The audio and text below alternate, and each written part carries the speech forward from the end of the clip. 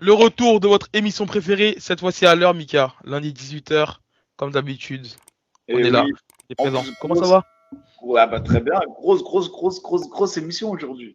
Ouais, franchement, pas mal, hein. Deux gros invités, comme vous avez pu le voir sur la miniature. Monsieur Stéphane Hatch, Chauffourier en première partie, et Amin Ayoub en deuxième partie. Donc voilà, ça risque d'être une très belle émission, très intéressante. Et je m'excuse, même si vous avez été quand même dur dans les commentaires. Je m'excuse parce que j'ai fait l'effort, on a fait l'effort d'acheter des micros. J'ai le même que Mika, lui, il n'y a pas de problème, mais moi, il y a un problème. Donc voilà, je garde le casque micro. Je garde le casque micro et bah et voilà. Donc je pense que je n'aurai plus de problème de son à partir du 73e épisode. À partir de celui-là. Donc voilà. Et peut-être aussi qu'on peut dire que cette semaine, on reviendra avec on refera un épisode Le avec trio des Ali. légendes, le trio des légendes. Exactement, c'est ça, le trio des gens, je crois que c'est le numéro 4, si je dis pas de bêtises. Et on traitera des combats du week. Moi, mon combat, il est tout choisi. Vous imaginez bien que j'ai choisi Saladin Parnasse pour la ceinture des 70.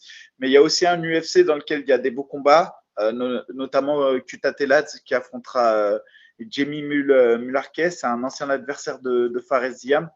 Donc, en tout cas, il y a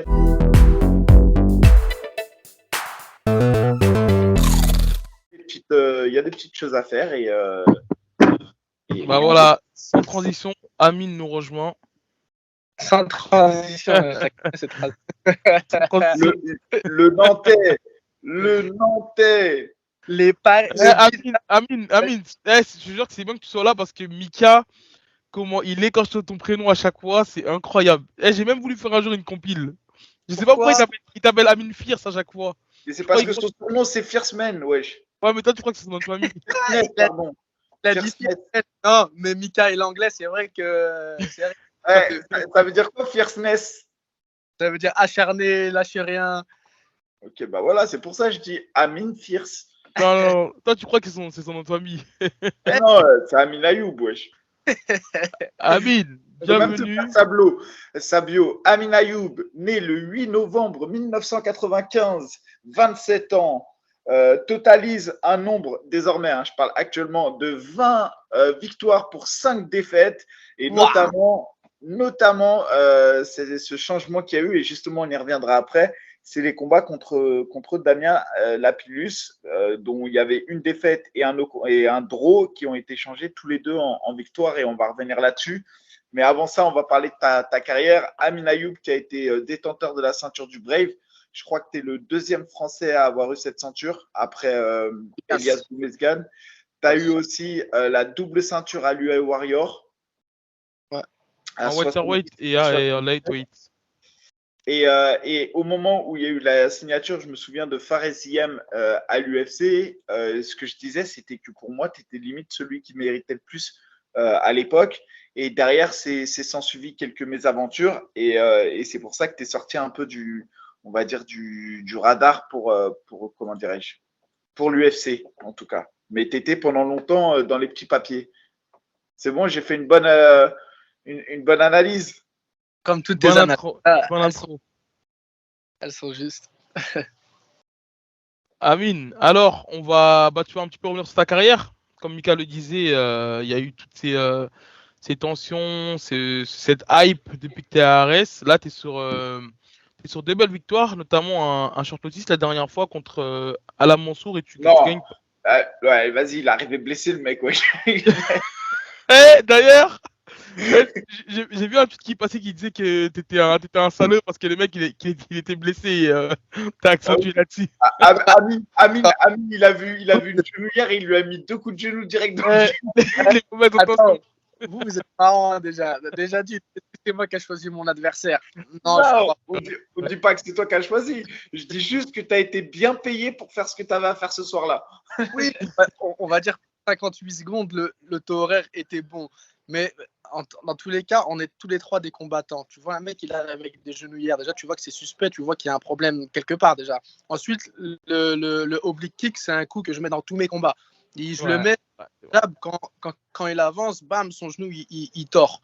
Je vois qu'il y a je vois qu'il y a un problème. Bah, concrètement, j'arrive contre la cage. Au lieu de faire un travail d'amener au sol, bah, je lui tape dans son genou en vrai, tu vois. Les mauvaises intentions, Amine, c'est ça? C'est ça? Ouais, bah, faire du mal ou se faire du mal. Hein. Mais et avant ça, par contre, super performance, c'est contre Rides Oudela, parce que Rides Oudela, même s'il est un peu sous-coté en France, c'est quand même un combattant solide, je trouve, chez les 70. Il a fait des vraies guerres, notamment contre Thibaut Gouti. Il avait, voilà, c'est un combattant, on parle peu, mais il est bon. On l'avait vu contre Teddy Violet aussi. Et pourtant, là, pour le coup, tu l'as ultra dominé. Tu as montré qu'il y avait une vraie différence de niveau entre lui et toi sur ce combat. Donc, c'était une belle performance. Très vaillant, franchement, il était très vaillant, il n'y a rien à dire.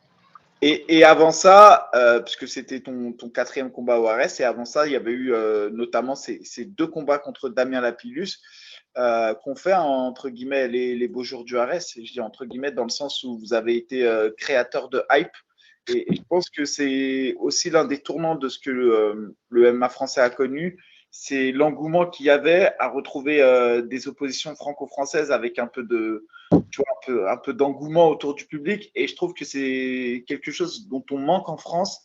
Et justement, moi, je sais que quand j'ai regardé votre combat, eh ben, il y avait une atmosphère. Et c'est ce qu'on recherche, une atmosphère, une tension avant le combat. Et c'est ce qui fait que les gens vont payer leur ticket. Et notamment, il y a eu ce fameux premier combat qui avait été arrêté avant la limite avec toutes les polémiques qu'il y a eu autour de ce premier combat, l'intervention du médecin, etc., etc. Et il y avait aussi, avant le deuxième combat, cette suspicion de dopage, parce qu'à l'époque, c'était une suspicion dans le sens où c'était des on-dit, etc. On n'avait pas forcément toutes les preuves, etc. Et derrière ça, aujourd'hui, à l'heure d'aujourd'hui où on fait le podcast, Damien Lapillus est sanctionné donc pour contrôle antidopage positif, c'est-à-dire qu'on peut dire dans l'affirmatif à l'heure d'aujourd'hui, on verra ce qui va être dit dans le futur, mais à l'heure d'aujourd'hui, on peut dire qu'il a été testé positif à un produit dopant, donc par conséquent qu'il était dopé. Et de là, s'en est suffi une décision lourde parce qu'il a été sanctionné 3 ans et que toutes les victoires ont été invalidées. Voilà. Quel est ton ressenti là-dessus, Amine? Parce que toi, tu es le principal concerné et au final, jusqu'à maintenant, on ne t'a pas entendu parler. Et je voulais savoir, toi, un peu ton retour. Il avait réagi sur Pugila. D'ailleurs, l'interview que j'ai écouté. Ouais, j'avais été sur Pugila, ouais. Mais je suis pas le seul concerné. Hein. Pourquoi on parle pas du Mexicain qui s'est pris un KO Ouais, bah, parce qu'on est un grand français. C'est ce qui nous intéresse. On sait pas ce qui. On s'en fout de savoir ce qu'il en pense, le Mexicain, la Marco Beltrán. On veut ton avis. Bon, même si, moi, je l'ai déjà écouté dans ton interview avec Pugila. Là, on est dans le Weekend Heavy Show et on veut savoir ce que pense Amine de cette suspension. Je rigolais avec vous pour le Mexicain. Bah, honnêtement, qu'est-ce que j'en pense? Moi, pour ma carrière, c'est que du bon. Pour ma carrière, c'est que du bon. Il n'y a rien à dire. Forcément, je passe sur 4 victoires à Ares. Je passe à un record de 20 victoires pour 5 défaites. Et puis voilà. Après, humainement, bah, comme j'ai déjà dit, pour lui, c'est triste, c'est dur. C'est une décision dure quand même de prendre 3 ans comme ça, tu vois. Après, voilà, je me dis, avant le combat, je le savais déjà. Tu vois, avant la revanche, comme il a dit Mika, on est arrivé, on savait déjà qu'il avait des suspicions de dopage. On savait déjà qu'on allait faire le combat et que peut-être il serait dopé. Voilà, on l'a accepté, on a dit que ça serait fait comme ça. Ouais. Et est-ce que tu sais si, lors de vos oppositions, vous avez été testé au test antidopage ou pas? Ouais, on a été testé, bien sûr, on a été testé. Et... Parce qu'en fait, moi, de ce que je comprends, et tu vas me dire pour éclaircir, en fait, là, la décision, elle est tombée suite au contrôle antidopage qu'il a fait lors du combat, le MMA GP4 en 2021, en octobre 2021. Et ma question, c'est de savoir, est-ce que sur les tests antidopage qui ont été faits lors de tes oppositions, il a été testé positif ou tu sais pas? Alors, ça, je sais pas du tout. Je sais juste qu'il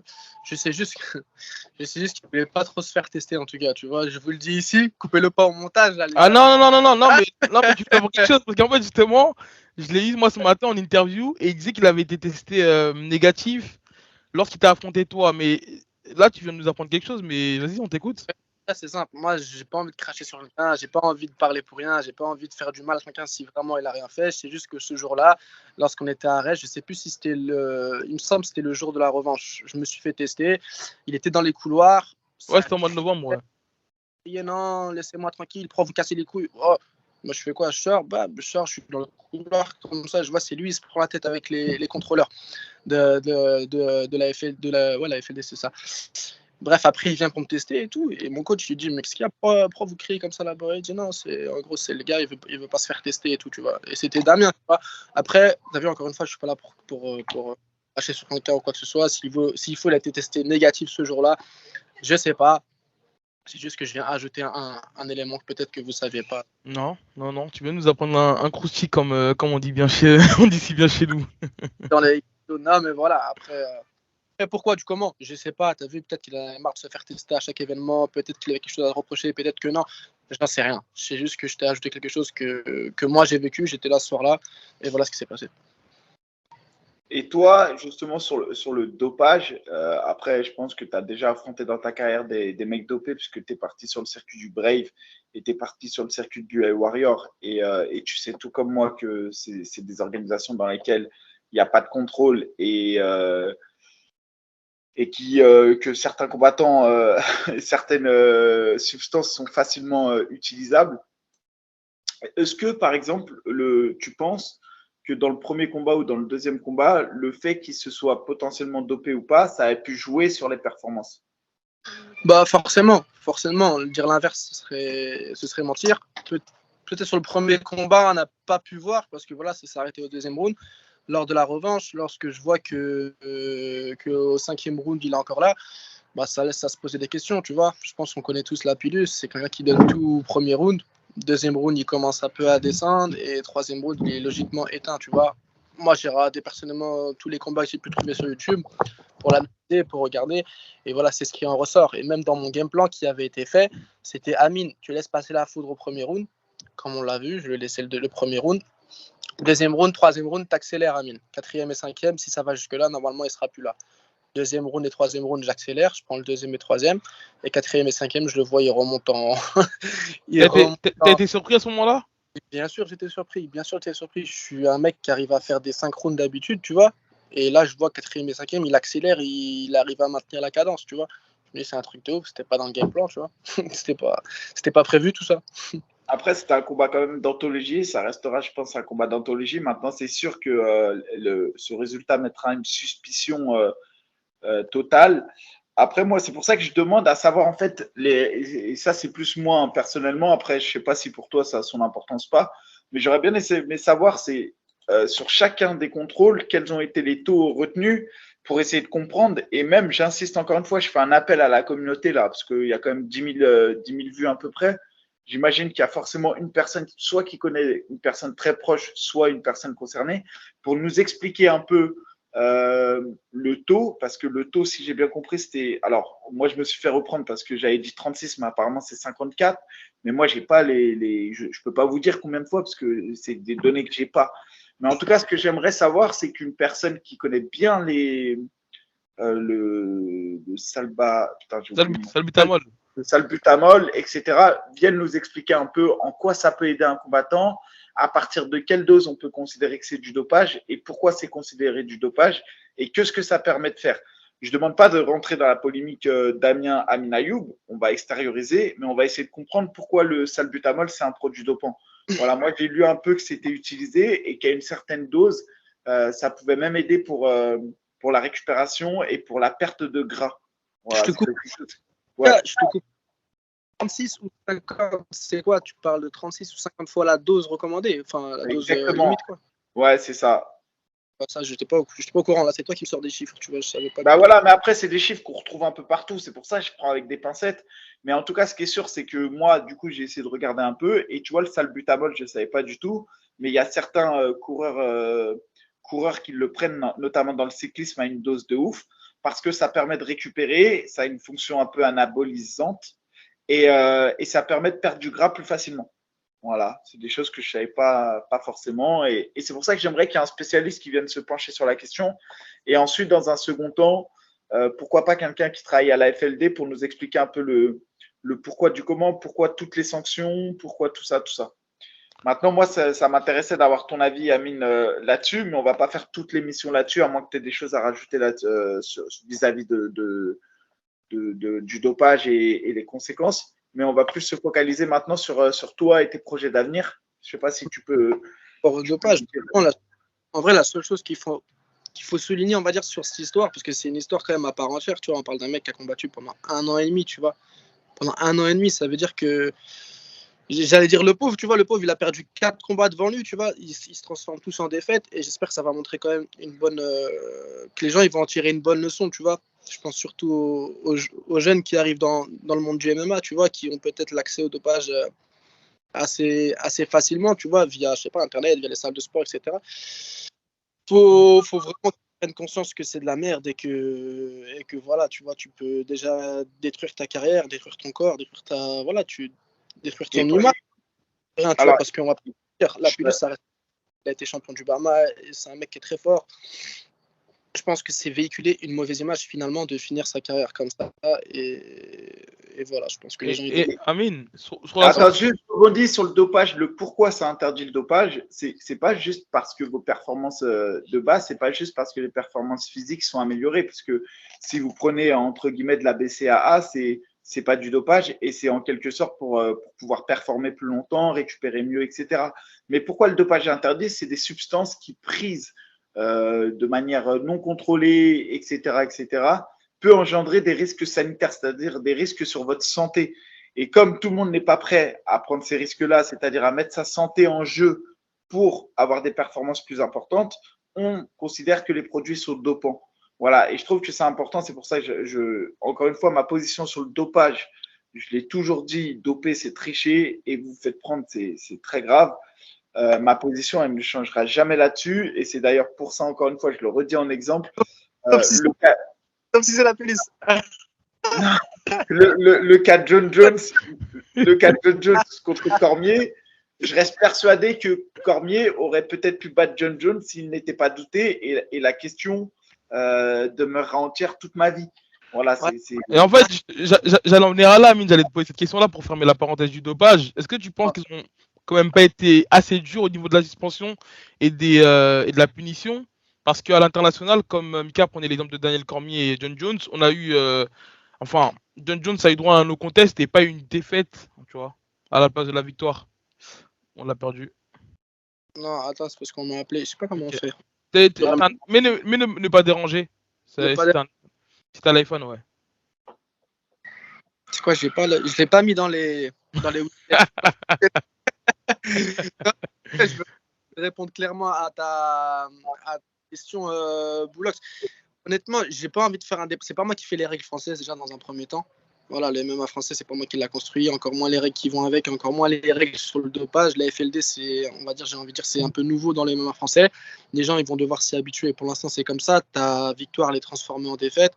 Honnêtement, c'est pas moi qui fais les règles, tu vois. Maintenant, je pense qu'avant de concourir dans une compétition, tu sais que tu te fais péter pour dopage, ta victoire va se transformer en défaite. Donc réfléchis avant de le faire. Et voilà, qu'elle soit dure ou pas dure, ça ne me regardait pas personnellement. Vous êtes les amis de la Pilus. Vous pouvez le défendre comme vous voulez, mais pour moi, le dopage, je pense comme pour le cas de. Tu trouves qu'on l'a défendu, Amine? Mais bien sûr, mais ici, on est là pour parler. Amine, on se connaît. T'es pas un inconnu. Si ça m'était le cas inverse, j'aurais fait la même pour toi, tu sais très bien. Oui, peut-être, j'en pas, mais ce que je veux dire, c'est que voilà, c'est votre ami, vous demandez comme vous pouvez, et voilà. Sur ça, non, moi, je dirais pas qu'on le défend, Amine. Je dirais pas qu'on le défend. Moi, comme je dis. Tu amoindris les choses. Ouais, pas amoindri, parce que comme je te dis, si la décision elle est amenée à ne pas bouger, etc., ça veut dire qu'effectivement il a été testé positif et qu'il n'a pas réussi à justifier la dose et donc on considère qu'il est dopé. Moi, je suis pas médecin, la FLD elle est beaucoup plus compétente que moi. Elle est beaucoup plus compétente que moi et à partir de là, bah, je remettrai jamais en question. Et comme j'ai dit, se doper, c'est tricher et donc ça mérite sanction. Sur ça, il n'y a pas de souci. Maintenant, c'est l'ami qui parle, entre guillemets, et de la même manière que si ça avait été toi, comme il dit AB, j'aurais appelé surtout les gens qui ne connaissent pas forcément le milieu et tout, à éviter d'aller insulter des mères ou aller. Tu vois ce que je veux dire? À un moment donné, c'est. J'ai dit, les insultes, elles n'ont rien à voir avec le sportif. Voilà, c'est ça. Les insultes, les trucs, les mauvais commentaires, etc. Il n'y a pas lieu d'être et il ne devrait pas y en avoir. Et je pense, et c'est dans les deux camps, hein, je te rassure. Hein. c'est pareil, j'ai passé toute ma journée dès que les nouvelles ont commencé à sortir, les gens ils ont commencé à venir. Ah, Amine il se réjouit, ah, Amine ceci, ah, Amine. Tu sais, c'est pareil, il y a plein de mauvais commentaires qui arrivent de mon côté. Exactement, ouais. Dans les J'ai- deux sens. J'ai rien demandé à personne, tu vois. Et Amine, en fait, je sais que j'avais une dernière question, mais non, là j'en ai vraiment une dernière. En fait, lorsqu'il y a eu cette rumeur-là de dopage, parce que ça avait été balancé, bon, enfin, la rumeur au début, c'était qu'une rumeur, il y avait aucune affirmation, ça a été balancé par la transpi. Ok, donc à ce moment-là, il y a eu des bruits de couloir, mais il y avait aucune affirmation jusqu'à présent. Est-ce qu'entre-temps, toi et ton équipe, quand je dis ton équipe, je parle de ton manager Guillaume Pelletier, vous avez fait des, comment dire, des plaintes auprès de la FLD à ce moment-là? Des plaintes auprès de la Enfin, FLD. des plaintes, comment dire? Est-ce que vous avez fait des démarches justement pour revoir le résultat, par exemple? Ou vous avez laissé la FLD s'en charger? Non, tu caches. Bah, de mon côté, j'ai rien fait. Guillaume, je pense pas non plus. Tu parles avant le combat ou après le combat? Non, juste dès qu'il y a eu cette rumeur-là justement sur le La dopage. rumeur, la rumeur, elle est venue juste avant Ok. la, Ah oui, euh, avant la revanche. juste avant la revanche. Ouais. Pour te dire, je suis arrivé à la Fight Week. En vrai, c'était tout frais. Ça venait juste d'arriver. On allait Ouais, ouais, avoir c'est vrai. genre, je crois, le lendemain de ça ou 2 jours après. Donc, forcément, ça a été amené sur le tapis. Et tu arrives à la Fight Week, et tu dis, bah là, je vais taper un mec dopé. En vrai. Enfin, c'est ce que tu dis quand tu arrives dans la Fight Ouais, Week. ouais, mais je comprends. Et ça perturbe pas, justement. Bah, ça perturbe, comme je t'ai dit, au 4e round. Quand le mec il est censé descendre de régime et qu'à la finale il augmente. Tu vois. Mais voilà, moi c'était pour fermer la petite parenthèse. Amine, je te préviens, je l'ai eu ce matin en interview, il avait des choses à dire. Donc t'écouteras bien l'interview et si tu veux répondre, bah tu seras le bienvenu. D'ailleurs, Bah, j'- attends, moi ouais. j'étais pas là en interview ce matin, mais par contre, moi, maintenant, on va parler un peu de. À moins que tu aies encore envie de rebondir là-dessus, mais sinon, quand même, on en profite pour faire un focus sur la suite ou autre. Dis-moi, Ibi, si tu veux rebondir encore sur le dopage, là. Non, non, j'allais passer sur sa carrière. Voilà, moi, c'est ce que j'allais. C'est parce que, quand même, je vais mettre le point là-dessus, quand même. Aujourd'hui, tu as un palmarès de 20 victoires, 5 défaites. Il y a peu de combattants, en tout cas, qui peuvent se targuer d'avoir un aussi beau palmarès. Je le disais, tu as eu 3 ceintures mondiales, 2 à l'UA Warrior, une au Brave, c'est pas rien. Là, tu es sur 4 victoires consécutives au RS, avec les décisions qu'on changé. Quelle est la suite pour toi? Bah écoute, c'est marrant que tu me parles de ça tout de suite. Je viens de voir un tweet de Fernand Lopez. J'allais rebondir là-dessus, Amine, parce que j'ai vu que tu as répondu. Ah, Je vais l'afficher à l'écran pour que vous suiviez un petit peu ce qui s'est passé. Je fais un petit récap rapidement, après je te laisse rebondir. ouais. En gros, il y a eu une proposition en fait de la part de Ares pour que Amine affronte Beisangour en welterweight. Pour la ceinture, Amine, c'est bien ça. Ouais, c'est ça, ouais. Comment tu l'as pris cette proposition, toi? Honnêtement, j'étais déçu. J'étais déçu. T'as vu, ici, on est là, on parle, comme on dit, toujours, on parle vrai, on parle à cœur ouvert. J'ai été déçu de Lopez. Déjà, d'une, de me proposer ce combat en 77 kilos, déjà, qui n'est pas ma catégorie, il faut savoir. La dernière fois, je l'ai fait uniquement parce que j'avais que 2 semaines de prépa. Enfin, j'allais dire de prépa. C'était une partie de Ramadan, il restait 2 semaines avant le combat. J'ai dit, bon, vas-y, je suis à 84 kilos, je vais pouvoir faire 77 assez aisément, quoi. Mais je ne pourrais pas descendre à 70. Donc, ok, Anissa Meksen et Jimmy Vienno ont sauté de la carte. J'accepte de prendre le combat contre quelqu'un que vous me ramènerez à 77 kilos. Point final. Ma catégorie, c'est pas 77 kilos. Et vous ne me reverrez certainement plus jamais descendre monter à 70 kilos.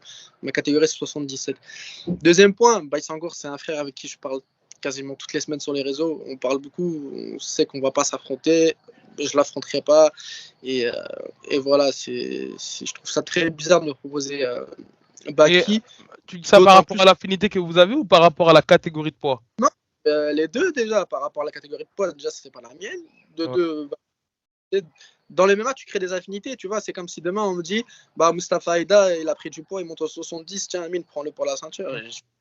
Tu connais les affinités que j'ai avec Mousse aussi, tu vois. Enfin bref, ça, on se perd un peu, mais ce que je veux dire, c'est aussi, je trouve, j'ai été déçu pour la légitimité pour les combattants du roadster 77 kg, s'il te plaît.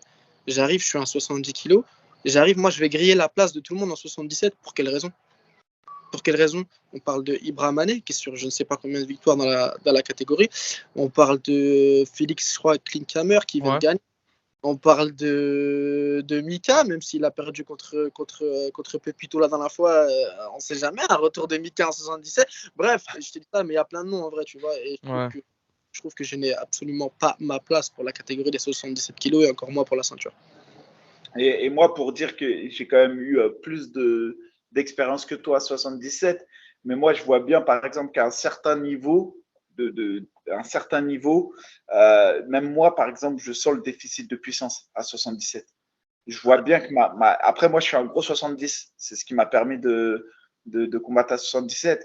Mais je le vois bien à 77, j'ai un gros déficit de puissance. Et c'est vrai que pour quelqu'un qui est comme toi, là, actuellement, qui a une bonne hype et qui est encore jeune, en fait, dans le game, même si ça fait longtemps que tu es là, au final, tu es quand même en 27 ans, tu as encore au moins 7 ans devant toi. Donc, je comprends en tout cas que tu ne veuilles pas monter de catégorie, puisque c'est des combats bourbiers. Quand c'est pas ta catégorie, de manière générale, c'est bourbier. Ah oui, on l'a vu par exemple avec Abdul quand il est monté à 84. Même s'il a gagné, on a vu que même si le mec en face de lui était moins bon techniquement, bah ça a failli lui coûter très cher au final. Ouais. Risque à prendre et je trouve qu'on n'a plus le temps de les prendre à l'heure où on est. Tu vois, j'ai 25 combats, je me vois pas, refaire une erreur et faire une erreur pour faire un truc bête comme ça, tu vois. Et, Amine, par rapport à la suite de ta carrière, là, actuellement, là, parce que sur Pugilat, tu disais que il y avait rien, il y avait eu aucun retour d'Arès. Là, le temps il est passé. Est-ce que vous avez été contacté là depuis? Parce que je sais que la proposition contre Baïsongour est montée avant, à quelques semaines en arrière déjà. Là, actuellement, ça en est où là? Ben non, justement, quand je suis passé sur Pugilat, je suis même pas sûr qu'on avait déjà eu la proposition pour Baki. Hein. Si, elle était Je sais même pas. déjà, il y avait déjà eu cette Ah ouais? proposition. Ouais. Ouais, je sais même pas. En tout cas, Parce je que, sais pas, mais parce que là, pour le Ares, soyons clairs, hein, si tu combats pas le 23 juin, c'est soit septembre, soit rien. Ça veut dire que là, tu es hors circuit jusqu'à septembre. septembre, c'est très bien, Mika. Non, je sais pas, je te demande, c'est pour Ah ouais, ça. Ouais, non, mais pas très toi, bien. t'espères être en septembre, quoi. Ouais, c'est ça. C'était même les plans pour te dire, tu vois. La dernière fois, quand j'ai combattu le 11 mai, j'ai dit concrètement, je suis prêt pour le 23 juin. Mais dans ce cas-là, propose-moi un combat 2-3 jours après le 11 mai, tu vois. C'est pas là comme. T'as pas tenté de prendre le relais contre Yadi Tushan, par exemple, pour la ceinture? Ou ça faisait trop Alors, juste pour le poids? non. C'est pas question de justesse pour le poids, quoi que ce soit. C'est question Ouais. d'honneur, Boulox. On va remettre les choses dans leur contexte. Je combats la Lapillus pour la ceinture, pour la revanche la dernière fois, d'accord? Ouais. On fait ma. Le gars-là, il se fait sanctionner pour dopage ou quoi que ce soit. Logiquement, c'est moi le premier prétendant à la ceinture, c'est moi le limite, enfin, je sais pas comment ils veulent appeler ça, tu vois, ou peut-être le champion par intérim. Challenger, ouais, peu importe, ouais. Tu viens pas faire un combat où tu mets Lapidus et Shushan, et ensuite tu m'appelles quand la D2 il est blessé, ou il est out, ou il est ce que tu veux. T'a proposé. Ouais, on m'a proposé, ouais. Et t'as pas voulu. Ah non, je t'ai dit non, je suis pas un bouche-trou, je suis pas un faire-valoir. Tu mets pas deux mecs pour la ceinture, sachant que je suis dans l'orga depuis le début, et tu m'appelles à la fin quand il y en a un qui saute. Et t'as pas pensé en te disant peut-être septembre, UFC Paris, tu t'es pas. Oh, ça m'intéresse pas, comme je t'ai dit, c'est pas le problème des Non, opportunités. je comprends, non, mais au moins c'est clair. Au moins c'est clair. Je pense que t'as un mec qui est fier comme moi, tu vois. C'est pas demain, t'appelles en dernière minute en ça fait bouche-trou en fait. Ça fait bouche-trou. Je suis là, je fais partie des mecs qui ont monté Arès, qui sont montés avec. Bah justement, Amine, quand tu parles de bouche-trou, pourquoi avoir accepté justement le dernier combat là, au 11 mai? Mais non, c'était pas pareil ça. C'était pas pareil. C'était un petit. C'était un petit. C'est un cadeau. C'est un C'est un cadeau. petit billet bénéf. Ah, c'est même pas un pourboire, c'est un pour manger qu'on lui a donné. C'est un pour partir en vacances. Je suis au camping avec les enfants, frère. Tu refuses un billet comme ça amené sur un plateau. Je crois même moi, il me propose un mec comme ils lui ont pris, là, blessé, qui arrive. Ils me disent, vas-y, viens combattre, t'inquiète. Là, même là, je sors de ma retraite, j'y vais en dépit. Et Amine, toi, tu te sens comment là, reste là actuellement? Tu te sens respecté à ta juste valeur ou Honnêtement, je me suis toujours senti respecté, tu vois, mis à part les petites querelles, on va dire, qu'il y a entre le management Factory peut-être et la Bulgarian Top Team, tu vois, des petites guéguerres, des petits trucs comme ça, tu vois. Honnêtement, j'ai toujours été mis à ma juste valeur, je combattais régulièrement, etc., il n'y a pas de problème. Mais là, les derniers trucs, tu vois, ça m'a un peu embêté quand même, tu vois, comme je t'ai dit, c'est pas... Après, le combat pour la ceinture, bam, je vois, je suis pas positionné pour la ceinture, alors que je fais une victoire contre Riles Soudela juste après. Là, je fais une victoire contre l'Égyptien. Et je vois, je suis pas dessus, tu vois, bah, tu vois, c'est pas, ouais, c'est une question de. Après, sur le Ares aussi, IB, je pense, hein, pour avoir combattu là-bas, il faut quand même dissocier la partie visible de ce qui se dit, l'aspect, tout ce qui est communication, etc., ou comme tu dis sur Twitter, ce que Lopez va marquer, tweeter, etc., et la partie off, intendance du Ares, qui est archi respectueuse de tous les combattants. Ouais. Franchement, encore une fois, moi je le dis, j'en profite Bien pour le sûr, dire. bah, Mika, bah, bien sûr, je peux en témoigner, hein, mais je parlais vraiment de l'aspect management parce que ça passe par là.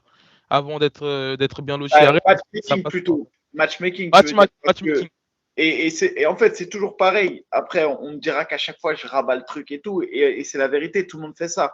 Que ce soit Mathieu Nicourt à l'Hexagone avec sa boîte de management, que ce soit Hatch qui fasse ça au 100% fight, bon, même si c'est différent parce que c'est plus amateur, ou Management. Lopez, ouais, ou Lopez qui fait ça avec le Ares. Mais on voit bien que justement, des fois, bah, il y a un petit conflit.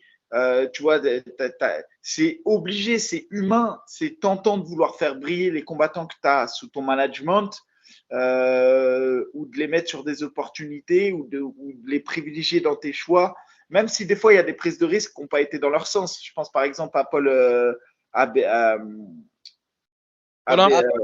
Amiri contre Fabiola, par exemple. oui, ou même, non, non, moi je parle de. Voilà. Oui, Asia-Amérique, clairement, c'était un mauvais match-up. Mais ce que je veux dire, je pense à l'autre là, qui a affronté Omar Sy. Voilà, Mika. Ouais, Voilà. Paulin, voilà, c'était trop dur pour lui. Enfin, mais ils ont pris le risque. Maintenant, c'est clair qu'il y a toujours au Ares, quand tu es combattant et que tu fais pas partie du Management Factory, c'est sûr et certain. Je parle sur la partie matchmaking. Quand on te propose le combat, il faut toujours réfléchir peut-être un peu plus que si tu étais du Management Factory. Mais après, de l'autre côté du Ares, c'est-à-dire une fois que tu as signé, que tu es pris en charge et tout, franchement, il n'y a rien à redire. Franchement, sur la partie organisation, spectacle, communication, show, il n'y a rien à redire. Maintenant, sur la partie matchmaking, c'est clair et net. Vaut mieux réfléchir à deux fois quand on te propose un combat. Ça dépend, Mika, ce que tu dis. Parce que honnêtement, Moi, je sais que après, j'ai pris des primes conséquentes. Donc, je savais que j'allais pas avoir de cadeau. Et puis aussi, l'air de rien, si j'avais gagné, par exemple, Pépi, ma carrière, elle aurait eu un second souffle de ouf. Donc, tu vois, même, je savais où je mettais les pieds. Mais ce que je veux dire, voilà, mais ça, c'est partout pareil. Moi, ce que je veux dire là-dessus, c'est que on peut pas tirer sur eux particulièrement vis-à-vis d'un autre. Parce que si tu regardes l'Hexagone MMA, Mathieu Nicourt, il fait exactement la même chose. non, alors, je pense pas qu'on tire sur eux. Je pense pas qu'on on n'est pas du tout en train de tirer sur eux, en fait, même si tu veux savoir. On est juste en train d'éclaircir le point des problèmes de management, en fait, à Arès, tu vois. Tu prends l'exemple de Mustafa Aida. Combien de combats, je parle de Mousse encore, mais combien de combats est-ce qu'il faudra pour qu'il ait sa chance pour la ceinture, tu vois. Par exemple, là, il a perdu contre Demarte Peña, petit à petit, il remonte, etc. Et là, on peut prendre le petit Youssouf, tu vois, il est propulsé directement. Je parle de cet exemple, je parle de plein d'exemples, en fait. On dit juste que quand tu viens du Management Factory, tu as une certaine facilité à être monté chez Ares, tu vois. Et ça, tout le monde le voit. C'est pas moi aujourd'hui, Amin Ayoub, qui le dit. C'est tout le monde qui le dit, tu vois. Et en fait, je trouve que c'est dommage parce que ça enlève la beauté qu'est cet orga Ares, en fait. C'est-à-dire que les autres, maintenant qu'ils sont à l'extérieur, bah limite, ils vont faire quoi? Ils vont se foutre de notre gueule. Quand nous, on combat chez Ares, parce qu'ils se disent, ah ouais, là-bas, c'est facile. Ah ouais, là-bas, c'est facile. Ah ouais, là-bas, tu sais, le combat de Aïda, j'ai l'impression que ça sera un 5x5. Là. Bah, c'est pour la ceinture, Mika. Ouais, ce sera un 5 Ah ouais, x 5. voilà, ok, d'accord. Intérimaire, ceinture intérimaire, puisque Demarte Peña est blessé, donc ne pourra pas défendre son titre. Ça Bah, aussi, je suis pas. Peña, il a nettoyé la KT en France. Ouais, Peña a trouvé la KT, bien sûr. Ça aussi, je suis pas un matchmaker, mais en vrai, je trouve ça dommage de faire plein de ceintures intérimaires à chaque fois. Regarde, Abdul, il est champion de 77-84. Il a à peine pris la 84 quand on propose déjà la 84 en intérimaire. La 77, Abdul, il a à peine lâché que ça a fait une Mais ceinture. parce que, Amine, c'est que tu sais tout comme moi qu'Abdul, il a signé presque. Tu vois ce que je veux dire? C'est un secret de polichinelle. Mais là, on a parlé de la catégorie 77 et 70, mais là, on va prendre d'autres exemples si tu veux. On parle d'un 61 et Desmarques Peña, il se casse la main lors du combat. Est-ce que ça a une ceinture intérimaire, poteau, dans 5 mois, tu vas revenir? Ça sert à quoi de faire une ceinture intérimaire? Après ça, c'est avantageux pour tous les combattants, que ce soit. Ouais, moi, je trouve que c'est bien les ceintures. Enfin, tu as raison d'un côté. J'entends ce que tu dis, tu n'as pas tort. Moi, je comprends ce que tu veux dire, c'est qu'il y a une symbolique qui se casse parce que tu as l'impression qu'on donne une ceinture à des gens qui ne sont pas forcément archi méritants. Je l'entends bien. Mais du point de vue business et du point de vue attractif, quand il y a une ceinture, il y a déjà, même pour les combattants, c'est une opportunité de ouf. Et il ne faut pas oublier que sur Fight Matrix, encore une fois, j'insiste beaucoup avec Fight Matrix, mais quand vous gagnez un combat et qu'il y a une ceinture en jeu, vous prenez beaucoup plus de points. Ouais, pour les points, d'accord, mais là, on parle pour leur gars. On parle pour Oui, la beauté de leur. parce que pense boîte de management. Si tu es manager d'un gars et qui prend beaucoup de points et qui se classe bien, bah, potentiellement derrière, dans les rankings, là, on parle pas que management, on parle aussi des actionnaires qu'il y a derrière Ares, tu vois. Là, c'est l'image de leur société qui est en jeu, tu vois. Le management, c'est bien, mais on s'en fout en vrai, tu vois. Là, on parle d'une grosse boîte où il y a plusieurs actionnaires, où il y a des gens, ils mettent des sous, il y a des gens, tu sais, ils mettent des vraies choses, tu vois. Je pense que la vraie chose à voir, c'est sur la durée, tu vois. C'est pas sur, bon, bah, ok, le mois prochain, il y a une ceinture, c'est bon, on est content. Non, je pense que c'est une organisation qu'il faut voir sur du long terme. Par exemple, avec Pépi, je te cache pas, j'ai fait le forcing de ouf pour qu'il y ait une ceinture intérimaire. Mais parce que pour moi personnellement, c'était intéressant. Maintenant, tu as raison, du point de vue de Arès, je ne sais pas si c'était intéressant, tu vois. Je ne peux pas te dire. Je sais pas. Tu savais que tu allais partir en retraite juste à côté, juste après. Imagine, tu aurais gagné, tu aurais pris la ceinture et tu t'aurais dit, oh, tu sais quoi, j'avais dit, hein, franchement, j'avais été au bout de mon truc, mais j'avais dit, soit en septembre, je la défends face au vrai champion, qui est Abdul, et c'était peut-être le plus gros test en carrière, ou soit voilà, j'arrêtais parce que je considérais que j'avais battu les plus forts de la catégorie après lui, quoi. Mais voilà, c'est clair que j'avais plus. Ce que je veux dire en plus, c'est que moi, 77, je sais très bien que je suis limité à un moment donné par le physique et que à moins que tu me payes 50 000 euros, je descends plus en 70 kilos. Ouais. Donc là, Amine, c'est quoi tes prochaines ambitions au sein d'Ares là actuellement? Honnêtement, c'est flou un peu, ça. C'est flou, tu vois. C'est flou. Je sais pas comment est-ce que ça va se passer. Ok, je sais pas. c'est flou parce que là, on le sait clairement que là, officiellement, il y a le Brave qui s'associe avec l'Hexagone. Tu viens du Brave, tu étais champion au Brave. Ils viennent le 7 septembre à Paris. À Nantes, dans ta ville en plus, Amine. Donc forcément, je pense que ça va être temps pour parler là. Je viens sur ton podcast, tu veux me faire des problèmes déjà avec ça. Mais non, mais comme tu l'as dit, on parle sans langue de bois. Ah ouais. Même qui arrive à Nantes, logique que tu sois sur la carte. Ouais, en fait, si tu veux, ça fait je sais pas combien de mois qu'ils sont en train de nous harceler. Ils ont appelé Guillaume, ils ont essayé de renégocier le contrat, ils ont essayé de faire vraiment beaucoup de choses, tu vois.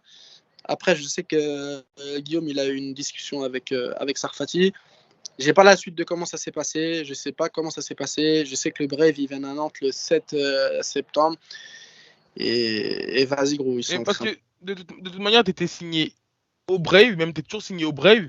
Et ensuite, le Brave vous ont, toi, Ibra, Abdul, vous ont autorisé à signer à Ares. Donc forcément, tu es toujours combattant du Brave, même s'ils ont été un peu moins actifs, même si tu as été plus actif chez Ares. Donc forcément, il n'y aura pas de problème normalement à ce que tu combattes au Brave. Ça, c'est les papiers, c'est les contrats qui parlent après, tu vois. Je sais juste que. Bah, je sais pas, en vrai, tu vois, j'aime pas envie de dire de bêtises, tu vois. Mais je sais. T'as bien raison, Amine. T'as bien raison. J'essaie de garder mon sérieux, j'ai pas réussi. Ils sont prêts à khalas dur, ils sont prêts vraiment à payer fort pour jouer sur cette carte. Le H Arena, ça fait 5. Attends, je vais pas te dire bêtises, je crois que c'est 5-6 000 places, tu vois. C'est chez moi, c'est dans ma ville, ils savent que la salle elle sera remplie, la billetterie elle sera full. Après voilà, tu vois, je laisse les choses faire. Toi, t'en as envie en tout cas d'y être sur cette carte-là. Bah, combattre à Nantes, qui n'aurait pas envie, tu vois. Ouais, c'est logique, et tout. Non, mais voilà, qui n'aurait pas envie de combattre dans sa ville. T'as une petite équipe d'hooligans quand même. Ouais, de ouf à mort.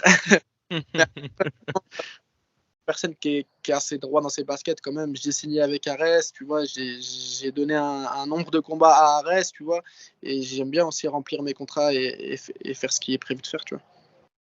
Bon, bah écoute, c'est bon, on a fait le tour. On a vu un Nantais aussi, là, Abdoul, là, il est parti avec Jules, j'ai vu là au stade Vélodrome, il s'est Et il régalé. commence à faire le tour des médias. Il était chez Zach en roue libre. Ouais, Un youtubeur quand même pas mal suivi. Bah Donc écoute, c'est c'est bien. bien pour lui, hein, c'est ce qu'on lui souhaite de toute manière maintenant. Lui, sa place, elle est à l'UFC, clairement. Et on a hâte de voir maintenant ce qu'il va donner. Amine, on te laisse le mot de la fin. bah écoutez les gars, en tout cas, prenez soin de vous, continuez ce que vous faites, lancez un peu plus de croustilles, hein, il y en a moins que d'habitude. Ouais, c'est vrai qu'en ce moment, c'est un peu calme. En ce moment. Non, c'est que les gens, maintenant, ils nous disent plus. Avant, ils nous disaient parce qu'on n'avait pas de médias. Mais maintenant qu'on a un média, ils savent qu'on va tout répéter. Ah ouais, non, bah écoute, non, mais en tout cas, les gars, prenez soin de vous, continuez ce que vous faites, essayez d'être impartial. Vas-y, attends. Allez, Attends. poteau. Tu trouves qu'on est partial? Non, en vrai, vous êtes un média en plus de qualité qui propose de bonnes choses. Donc, je pense que pour la durabilité du média et pour le sérieux, il faut être un maximum impartial possible, tu vois. Que ce soit un poteau du Factory, que ce soit l'oncle là-bas, là, ou je sais pas qui, tu vois. Mais je pense que l'impartialité, je pense que c'est la base chez un média. Ça marche, Amine. En tout cas, c'est un plaisir de t'avoir reçu. On va te suivre comme d'hab pour tes guerres avant tout. Pour le reste, quand tu es sur Paris, on est là pour tourner Avec aussi. Et merci en tout cas pour la force, Amine. Là, merci à vous, les gars. Prenez soin de vous. Yes, merci Amine. Vas-y, ciao, ciao.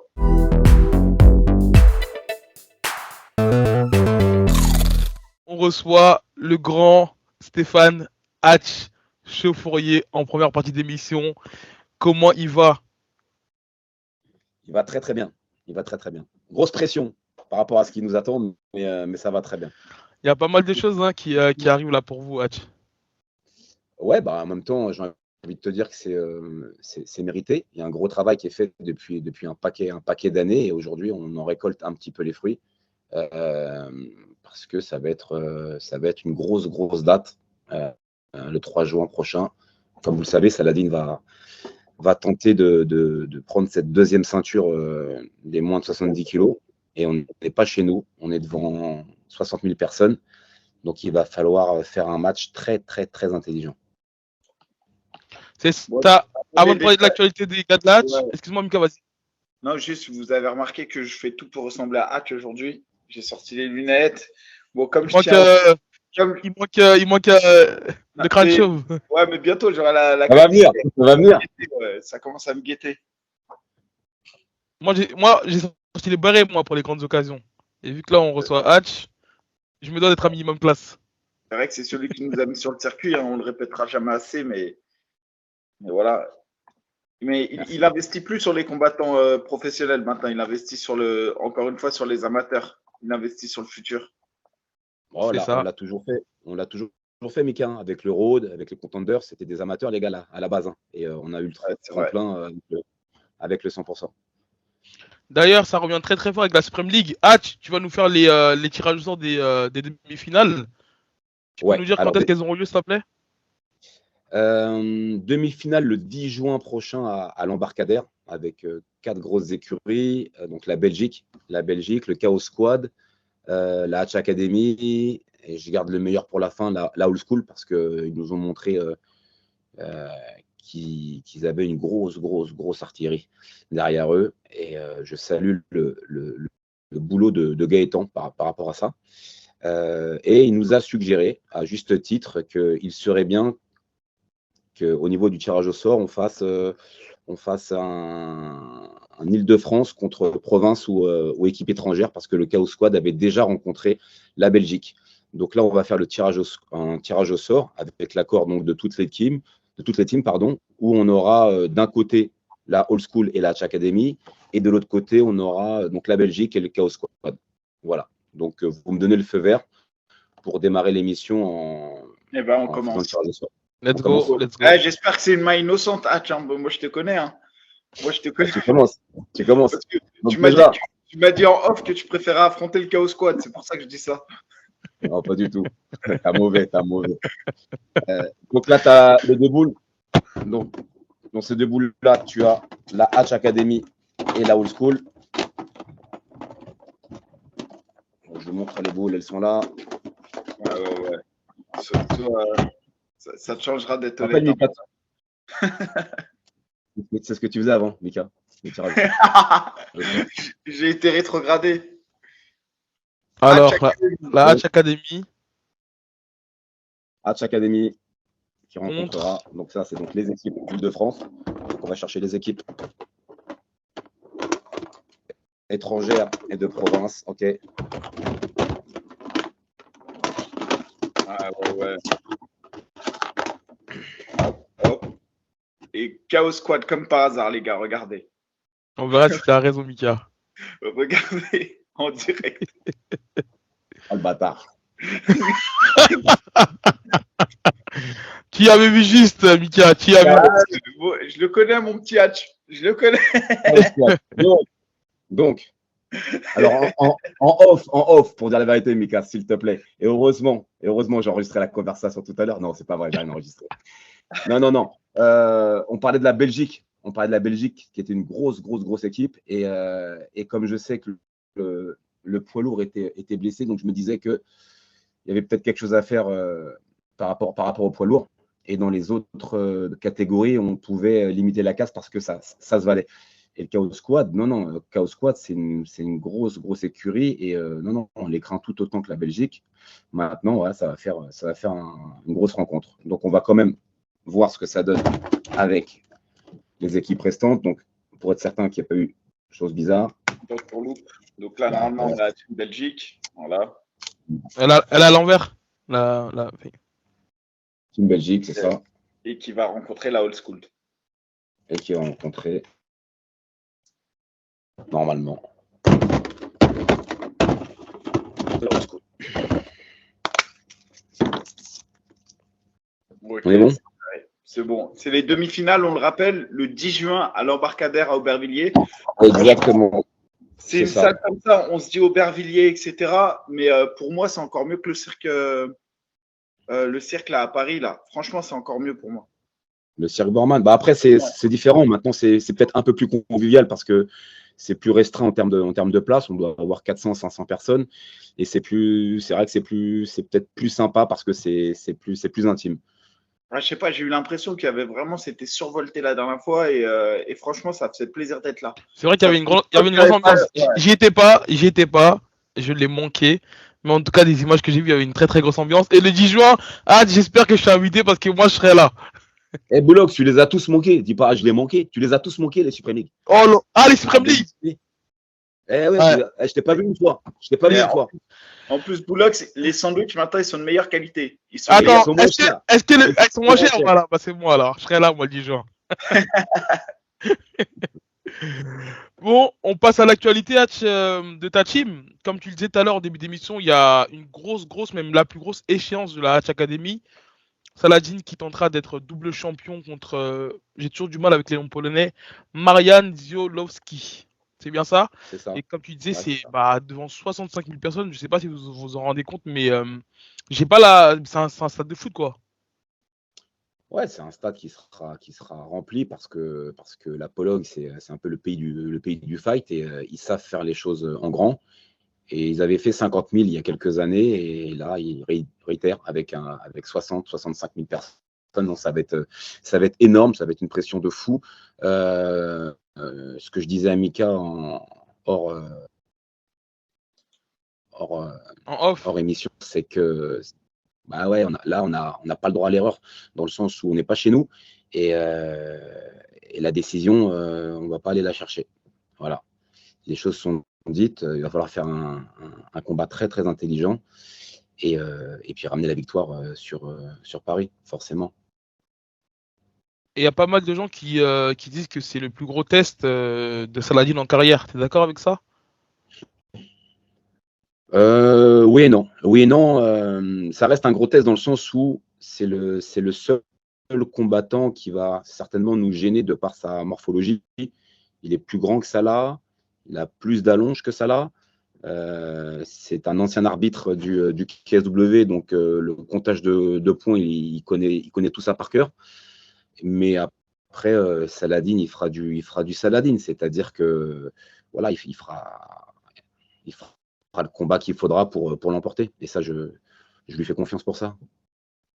Et moi, ce gars-là, dis-toi que je le connais parce que j'avais combattu à l'époque au PLMMA quand j'avais gagné la ceinture. Et lui, il combattait en main event, pareil pour une ceinture à l'époque. Et donc, du coup, on était sur la même carte. Et c'était en 2014. Donc, ça fait presque 9 ans. C'est vous dire que ça fait longtemps qu'il est sur le circuit, ce gars-là. Et que déjà à l'époque, quand moi j'ai pris la ceinture, lui, il avait la ceinture en 70. Moi, je combattais pour avoir la ceinture en 77. Et pour vous donner un exemple, ce gars-là a commencé sa carrière en 2011. En 2011, soit à peu près 4-5 ans avant Saladin Parnasse. C'est vraiment un gars qui est là depuis longtemps, qui a une grosse expérience. Je vous le dis, au PLMMA, là où j'avais combattu, il avait 17 combats. Au FEN, c'est une autre grosse organisation, il a 4 combats. Et au KSW, il a 8 combats. C'est un gars qui connaît parfaitement le circuit polonais, comme tu le disais. Il fait partie du corps arbitral ou des juges, je ne sais pas, ça dépend des fois. Je l'ai déjà vu en tant qu'arbitre, en tant que juge, pardon. Et puis, il faut rajouter aussi qu'il a quand même fait une décision contre Gamrot. Hein. C'est pas rien. Gamrot, aujourd'hui, on sait qu'il est top 7 mondial et qu'il est parti du KS il y a peut-être 1 an et demi, 2 ans. Mais avant ça, belle rencontre entre ces deux combattants. Et décision contre Gamrot, c'est pas rien. C'est pas rien du tout. Donc, on sait qu'on va avoir un combat difficile, mais on va… Rien n'est impossible, surtout avec Salah. Vous le connaissez autant que moi. Quand il est dans la cage, c'est pour faire du grabuge et on va tenter de faire du grabuge. On va tenter de le faire intelligemment. Et le fait que ce soit devant 60 000 personnes, est-ce que tu prends la mesure ou vous ne prenez pas forcément la mesure du truc? Non, là, au moment où je te parle, on ne s'en rend pas bien compte. Je pense que ça, c'est le moment de rentrer, ça. Ouais, bon, on sait que nous, ce qu'on sait, c'est qu'on ne sera pas chez nous. Il y aura, et puis, on n'a jamais été chez nous en Pologne, même s'il est adoré là-bas, Salah. Sauf que voilà, ça reste quand même un Polonais contre un Français. Et 60 000 personnes, c'est pas un gymnasium de 10 000 personnes. C'est 6 fois plus. Et c'est pas rien. Ça va donner beaucoup de force à Marianne. Et il faudra qu'on soit vigilant, qu'on soit vraiment présent comme jamais. Et justement, moi, je disais que, en gros, hein, ce qui se fait de mieux en Europe à l'heure actuelle, c'est le KSW en numéro 1. Derrière, il y a l'Octogone, puisque je trouve qu'ils ont Octagone, Mika. Octagone, ouais, pardon. Ils ont une grosse population. Et derrière, je disais qu'il y avait le Ares qui se démarque nettement, qui est pour moi au-dessus du Cage Warrior. Et le KSW, il y a un truc que je reconnais, moi, c'est le show. En fait, il y a un truc, ça me fait penser limite un peu parfois au Pride. Quand tu regardes l'entrée des combattants, leur manière, par exemple, d'autres là, ils ont construit le graphisme de la fight card. Des fois, c'est les bandits contre des policiers. Des fois, c'est les clowns méchants. Là, ils sont repartis sur un délire de gladiateur. Franchement, ils sont trop forts visuellement. Ouais. Et moi, ce qui me traumatise le plus, c'est les échafaudages qu'ils te mettent parfois pour présenter les combattants, où tu as des combattants en fonction de la main carte qui se trouvent en bas, en haut. Et à chaque fois, ils te font des trucs de ouf. Et ça, c'est pareil. Je ne sais pas si c'est un ressenti ou si de l'intérieur, tu sens aussi que on va dire, c'est le côté un peu particulier du KSW, parce qu'aujourd'hui, même au ONE FC, je trouve qu'il n'y a pas ce genre de démesure dans la présentation, dans le côté festif et spectaculaire du combat. Non, le KSW, en fait, le problème, c'est qu'on n'en a pas assez parlé et c'est bien que Salah puisse évoluer là-bas parce que ça va le faire connaître sur le territoire français. On essaye de dire que le KSW, c'est du très, très lourd. Maintenant, toi, tu le mets premier en Europe, mais à l'échelle mondiale, je vais dire franchement, ils n'ont rien à envier aux premières places. Sincèrement, c'est du très, très, très lourd. Moi, je me souviens de son combat contre Buchinger, où on était passé peut-être 1 mois et demi ou voire 3 semaines avant son échéance.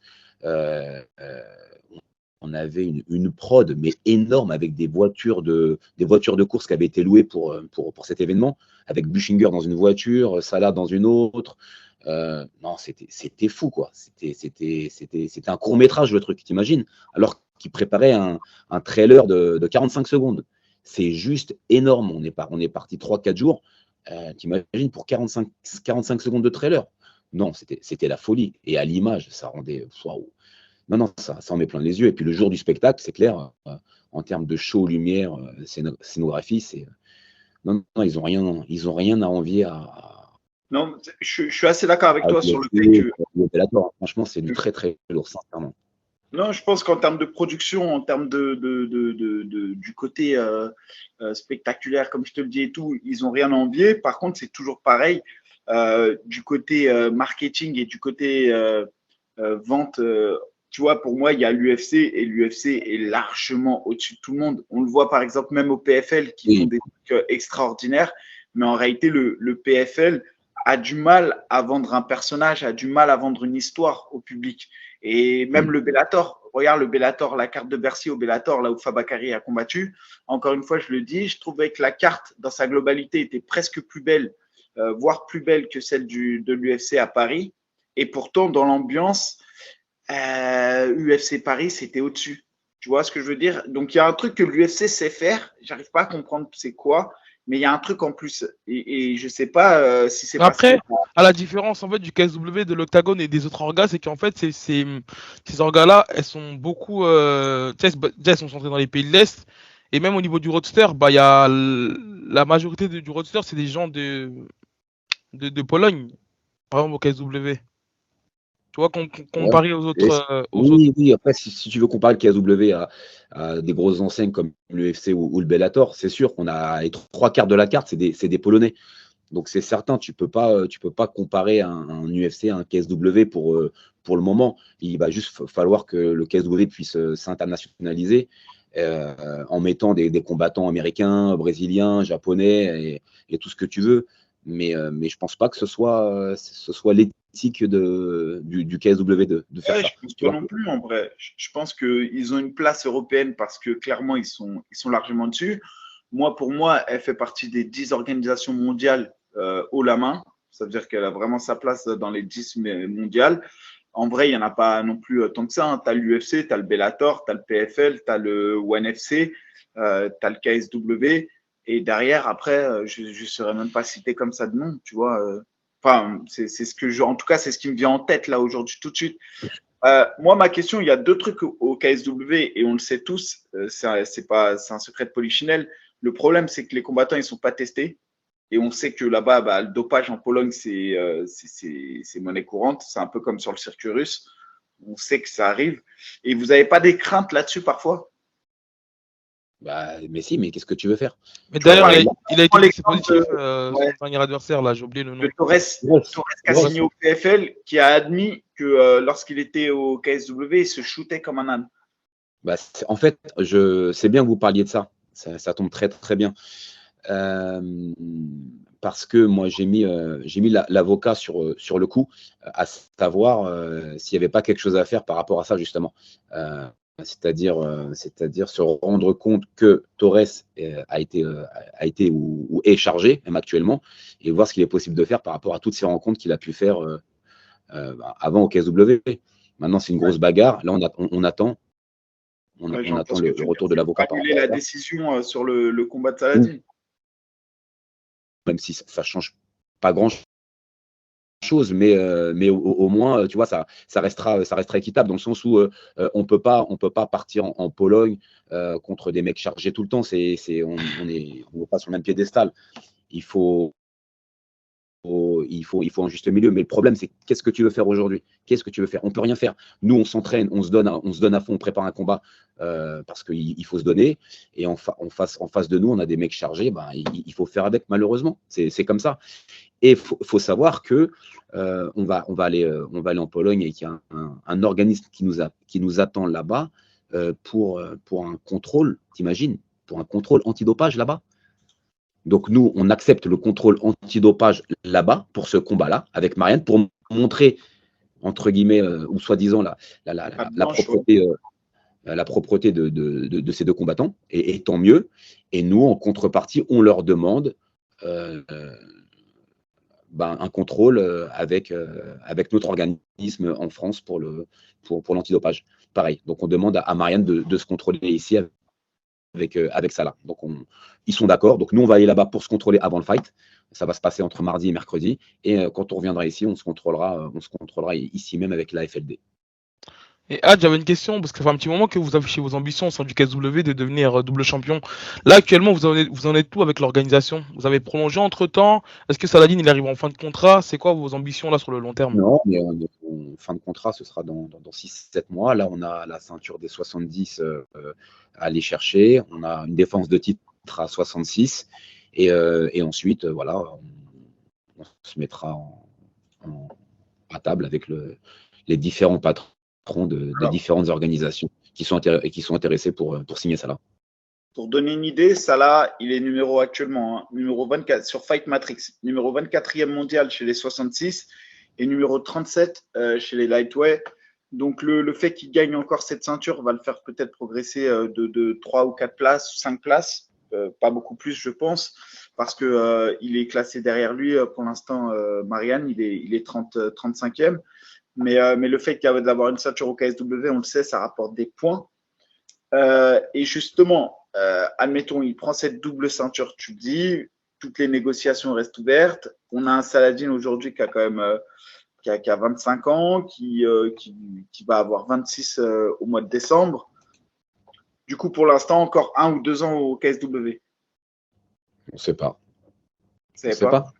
On ne sait pas. Là, je suis en train de te dire il nous reste donc 2 combats. Enfin, 2 combats, non, il nous reste sur le contrat, il nous reste 3 combats. Donc, je t'ai dit le 70, défense de titre à 66. Ensuite, un combat pour peut-être janvier-février. Donc, ça fera le 3e. Et voilà, donc janvier-février 2024. Après, voilà, c'est tout ce jour-là, une grosse discussion avec les coachs, avec Salah, et puis on voit. Mais encore une fois, la motivation sportive, en effet, c'est l'UFC, l'ambition sportive. Après, d'un point de vue carrière, je suis désolé les gars, mais et le PFL, les gens parlent, mais c'est les sous. Et c'est les sous. Il faut mettre à l'abri l'athlète, parce qu'on peut aller chercher plein d'athlètes français. Vous avez les noms, les gars. Vous avez les noms. Il y en a qui ont fait 7-8 combats à l'UFC, qui prennent des 70, 80 000. Mais ça je suis d'accord avec toi. Non, mais il faut faire comprendre ça à votre public, les gars. En fait, le problème, c'est que vous êtes peut-être un petit peu trop flou sur les primes, parce que je dis pas de dévoiler les primes, mais tu sais, on n'est pas flou. On prend largement, voire 2 fois, voire 3 fois plus. Oui, mais c'est un petit peu flou, tu vois ce que je veux dire.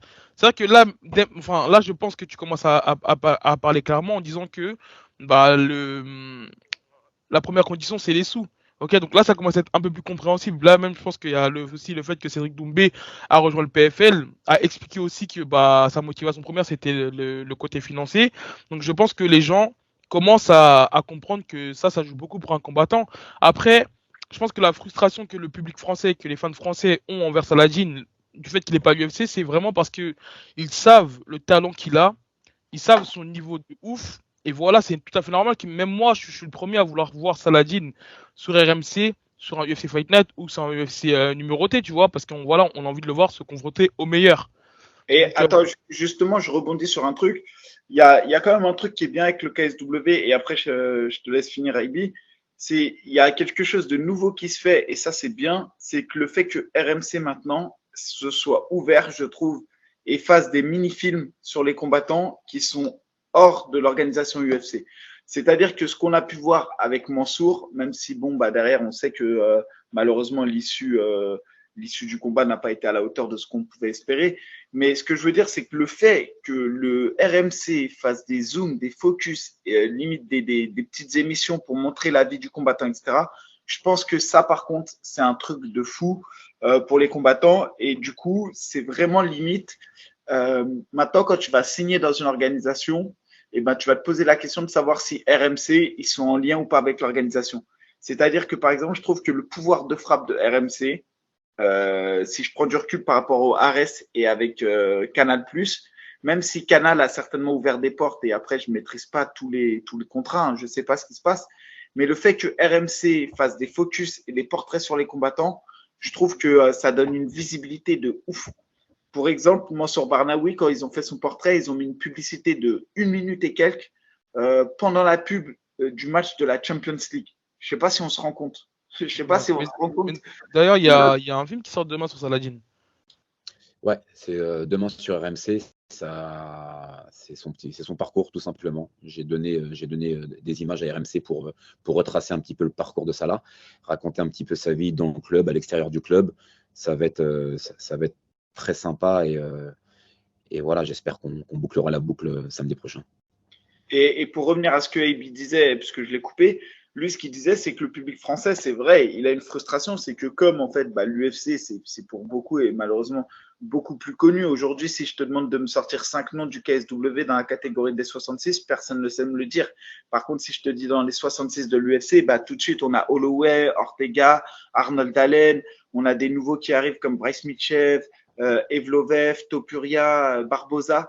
Donc effectivement, tu vois, dans la tête de tout le monde, ça crée cette frustration parce qu'on a envie de voir Saladin face à ces gars-là.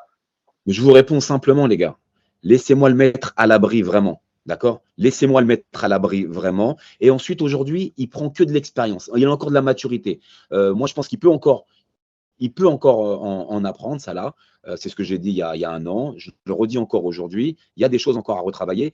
Mais je pense que l'UFC, on ira forcément à un moment donné parce que l'objectif numéro 1 de notre équipe, c'est d'être et de montrer au public français qu'on est numéro 1 dans le monde entier. Parce que ça là, il a un sacré talent et on veut le prouver. Déjà aller chercher déjà la ceinture des 70. Ce sera déjà un sacré obstacle de passer. Faisons les choses dans l'ordre. Faisons en sorte qu'ils prennent suffisamment d'argent d'ici l'année prochaine. Et ensuite, voilà, on verra. Mais mettez-vous. Mais ouais, je sais ce que tu vas me dire encore, Boulox. Mais je sais très bien que le public, il est. Mais moi, je veux juste. C'est comme. Je le répète, c'est un peu comme mon fils, donc je veux le protéger un maximum. Non, bien sûr, mais en gros, ce que je veux dire, c'est que maximum. plus le temps il va passer, plus il va performer, plus les négociations elles vont être de mieux en mieux. Donc forcément, ça va être compliqué là de rétrograder financièrement et d'aller à l'UFC. Alors que Non, parce qu'entre-temps, je peux très bien dealer avec un gros investisseur qui nous donnera peut-être l'intervalle de ce que peut perdre Salah en signant à l'UFC, tout simplement. Et là, on est en discussion avec une grosse entité. Bon, on attend, il n'y a rien qui est fait. Mais si ils peuvent nous donner cet intervalle, eh ben, on y va. Nous, c'est pas. Et c'est qui cette entité? Arrête, Boulox. Allez, les petits croustilles. Il y a Closeille. Non, mais voilà, on est obligé de trouver des issues favorables pour aller chercher le numéro 1 mondial. On va le chercher et laissez-nous le temps, c'est tout. Et moi, justement, ça me fait rebondir aussi aujourd'hui, parce que on le voit, moi j'ai l'impression qu'il y a quand même un effet Ngannou. On a souvent critiqué Ngannou, et moi je le redis, c'est injustement sur le fait qu'il ait essayé à un moment donné dans sa négociation avec l'UFC de créer en fait un climat ou des conditions meilleures pour les autres combattants. Et beaucoup de personnes pointaient du doigt ce qu'il a essayé de négocier en disant que ça ne le regardait pas. En gros, il mord la main qui l'a nourri, etc., etc. C'était un peu les commentaires que je lisais.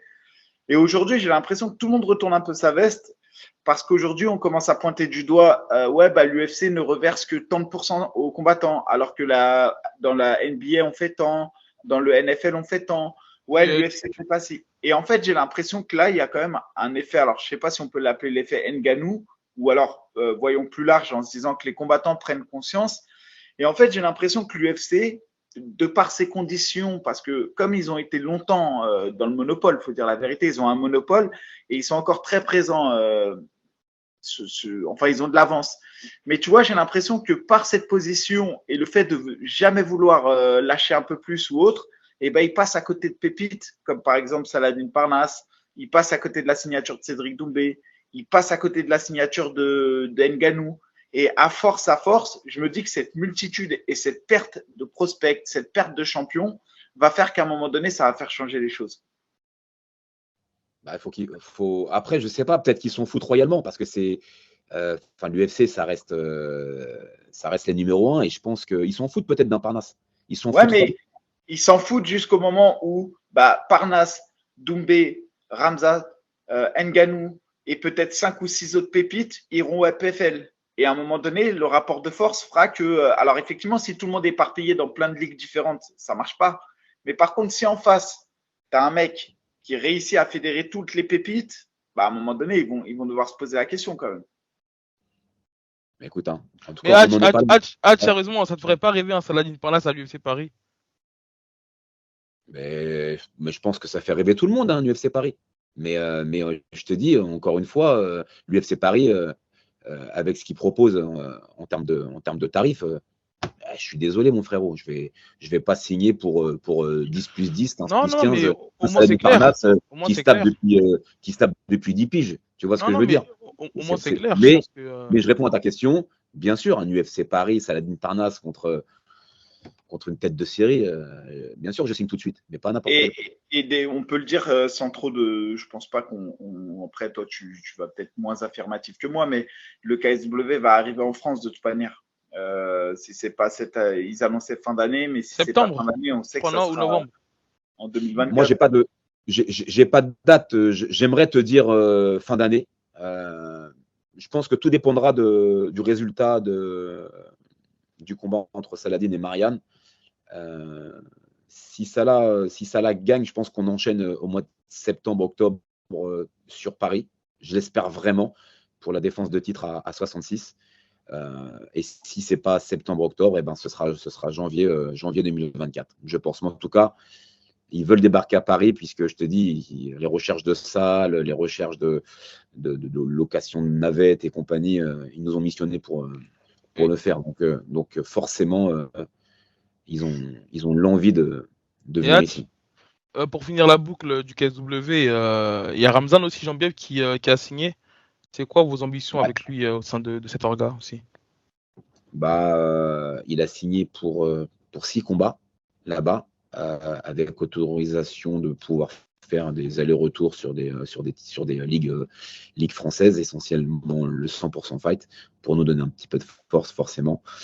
Mais voilà, on a signé 6 combats avec eux. Donc on attend la deuxième date. Ce sera pas là au mois de juin, mais certainement pour septembre-octobre. On attend leur retour. Ok. Ouais, très discret en ce moment, Ramzan, sur les réseaux. Discret peut-être, mais en tout cas, il est toujours là. Il est toujours là et bien là. Ok.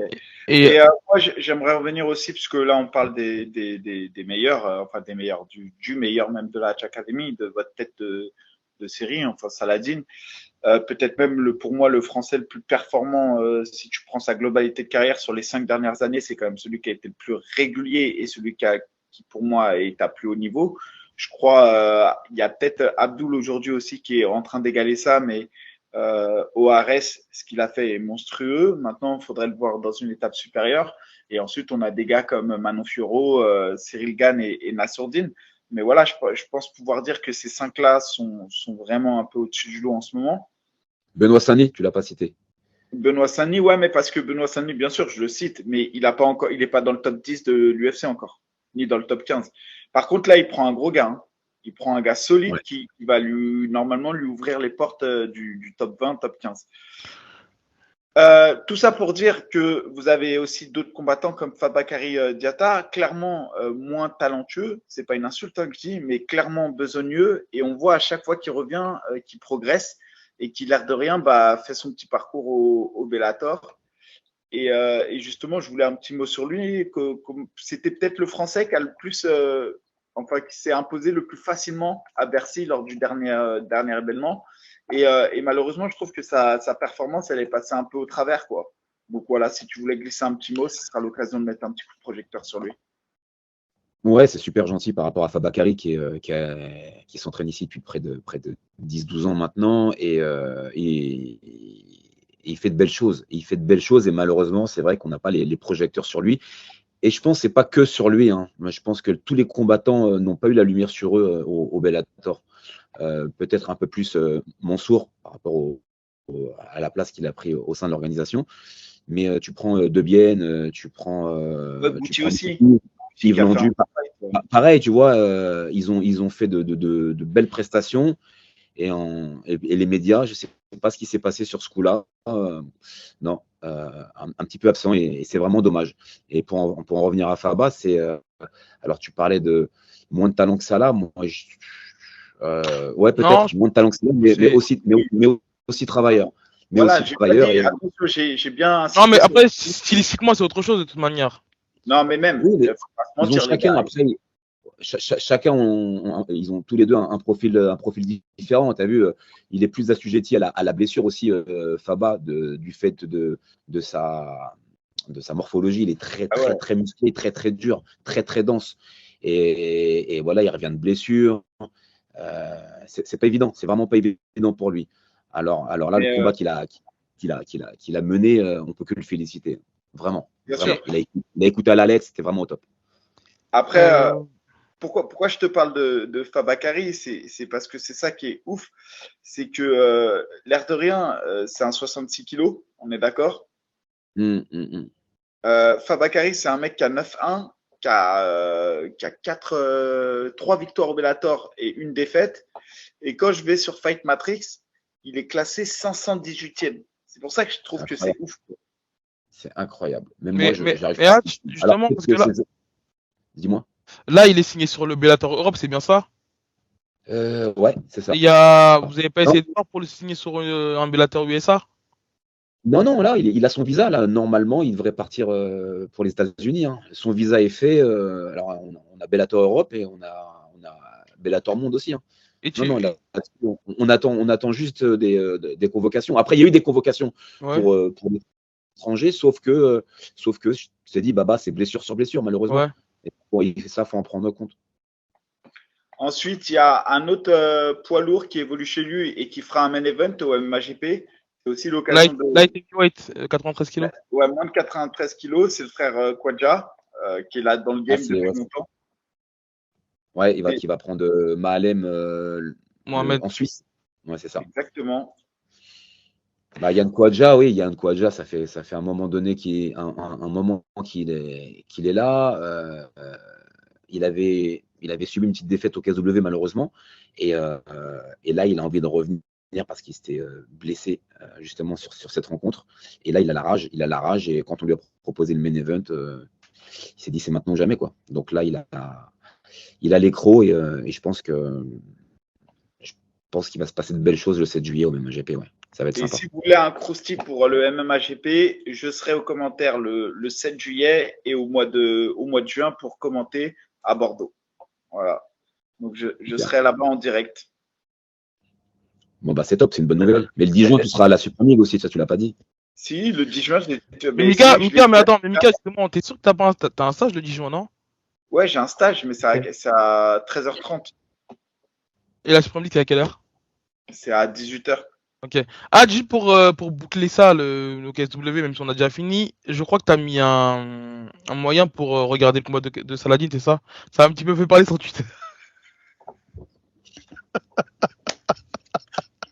Tu vas parler de quoi? Du tarif qu'on a mis, c'est ça? Non, je voulais que t'expliques, voilà, pour ceux qui. Attends, Ouais, je moi vais je vais expliquer. expliquer. Vous disent la stratégie de Hatch. Déjà, il vous fait payer l'entrée. Là-bas, vous ne le savez pas, il a pris 50 chauffages pour mettre la température à fond et il va vendre les bouteilles d'eau 5 euros. Moi, je le connais.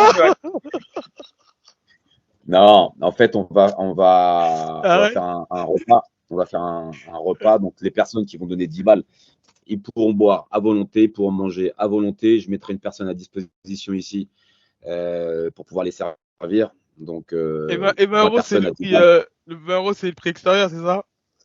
Il y a 10 personnes de l'extérieur qui seront là et 10 personnes du club qui seront là. Donc, il y a 20 personnes au total. Ok, bah écoutez, ça se passe au Calcul. 14 rue de L'argent la ira dans Nouvelle. la poche de la personne qui sera là de 17h à minuit. Il n'ira pas dans ma poche, mon frérot. Et enfin, moi, j'ai un dernier point. On a aussi l'un des combats les plus Mais nous, on les envieux. paye, Bolox. Nous, on les paye les personnes qui bossent avec nous. On leur donne pas la serpillière, frérot. D'accord? Waouh. En tout cas, ça se passera au 14 rue. Je sais Parle pas. de qui, Hatch? Ah, je voulais mettre, je voulais tenir les gens au courant. Donc, Attends, dernière euh, chose pour après, on aura fini avec. En tout cas, pour moi, je n'aurai pas d'autres questions. la semaine dernière, On moi. sait aussi, on a pu voir sur les réseaux et on le voit encore, que Cédric Doumbé se prépare partiellement chez vous. J'imagine qu'il continue à avoir son staff, mais alors je ne sais pas s'il fait l'intégralité de son camp d'entraînement ou il vient chercher juste si c'est vraiment que pour le MMA, je ne sais pas. Tu peux nous en dire un peu plus? Bah ouais, il s'entraîne à la hatch deux fois par semaine. Il a toute une team autour de lui. Il s'entraîne au sol avec Mehdi Othman, donc ça change pas. Il a son manager qui l'encadre et qui est là tout le temps pour pouvoir lui donner de bons conseils. Et puis il a Boris Johnston pour tout le travail de transition et le travail de sparring. Et c'est vrai qu'il a un très gros client, mais il faut pas le dénigrer, le petit, parce qu'il envoie du lourd et il peut surprendre, contrairement à ce qu'on pourrait croire. Ok, en face de lui, il a un gros client, mais Cédric, il a un gros potentiel. Et ça, je pense que les gens, ils s'en rendront compte, pardon, le jour du combat. Voilà, on le rappelle, hein, Cédric Doumbé qui combat au PFL dans le cadre d'une saison régulière, c'est-à-dire pour le tournoi à 1 million de dollars. Et il affronte un très, très, très gros client. C'est Jara Houssen El Sawi, qui avait déjà combattu contre 3 Français qu'on connaît bien. C'est David Bir, Tahar Abdi et notamment Abdoul. Et qui avait réussi à s'imposer sur 3 d'entre eux. Et contre Abdoul, il y a eu un combat que Abdoul a gagné à la décision et un combat que Jara a gagné par KO TKO, enfin arrêt du combattant, je crois, au terme d'une reprise. Donc c'est vrai que en tout cas, c'est un combat, s'il le gagne, clairement, il a tout gagné, franchement. On envoie un message fort à la Il catégorie. envoie un message plus que fort. Plus que fort. Non, c'est sûr. C'est pas le premier venu, celui-là. Non, Moi, je lis beaucoup de personnes qui disent que Jara, c'est un profil tout choisi pour Cédric, etc. etc. Ah non. Moi, je trouve pas. Sincèrement, tu vois, pourtant, tu connais le potentiel d'un David Vir, d'un Abdoul. Mais voilà, c'est pour ça que ce que je veux dire, c'est que. C'est le premier venu. Exactement. Moi, c'est pour ça que je le dis, je le redis. Après, j'ai forcément plus par rapport à ce que j'ai vu. Moi, je le connais pas à l'entraînement, mais par rapport à ce que j'ai pu voir sur ses performances au MMA-GP, etc. Je me dis même que c'est presque culotté d'aller chercher un Jara actuellement, quoi. C'est pour moi le grand écart est ouf. Parce que Jara, pour ceux qui connaissent pas, c'est un monstre. C'est un gars qui est classé top 50 mondial. Donc, après, les gens ils disent ça parce qu'en fait, il est sur une série de défaites. Et depuis Abdul, il avait plus perdu en fait. Et c'est pour ça que les gens ils disent que voilà, en gros, il est plus au top de sa forme. Non, mais c'est contre qui qu'il a perdu. C'est ça qu'il faut regarder. C'est vrai, non, je suis d'accord, je suis d'accord. Et quand bien même, il serait plus au top de sa forme. Et Hatch, moi j'ai une petite dernière question. Toi qui vois que. Toi qui le vois s'entraîner. Quand tu m'interpelles comme ça, j'ai peur. Non, c'était. En fait, j'allais poser cette question-là, mais Mika il l'a posée. Mais toi qui le vois évoluer, vu qu'il est dans ta team, enfin, qui vient s'entraîner chez toi, tu penses que c'est trop tôt ou il y a moyen quand même de prendre ce combat?